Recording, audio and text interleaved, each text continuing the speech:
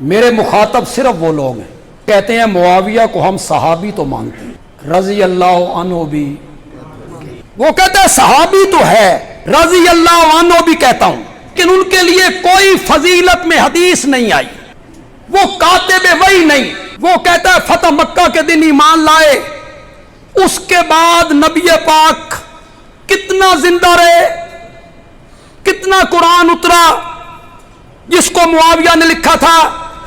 میں نے کہا فتح مکہ کے موقع پہ ایمان نہیں لائے، اٹھا بخاری۔ میں تاریخ کی کسی کتاب کا حوالہ نہیں دینا چاہتا کہ تاریخ تاریخ ہوتی ہے، میں اپنے موقع پر حوالہ پیش کر رہا ہوں بخاری کا۔ اٹھا امام بخاری کی صحیح 7 ہجری میں میرے آقا عمرۃ القضاء کرنے آئے۔ یہاں جو تاریخ دان لوگ بیٹھے ہو، فتح مکہ کس ہجری میں ہوا؟ 8 میں، صلح حدیبیہ 6 میں، عمرۃ القضاء 7۔ وہی جو صلح حدیبیہ کے سال عمرہ کرنا تھا نا اور نہ کر سکے، اگلے سال اس کی قضا کرنے آئے۔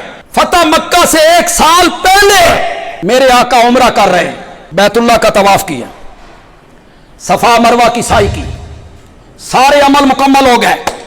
مروہ پہ بیٹھا ہے میرا نبی، ایک کام رہ گیا، ایک کام، حجامت کروانی ہے، بال کتروانے ہیں۔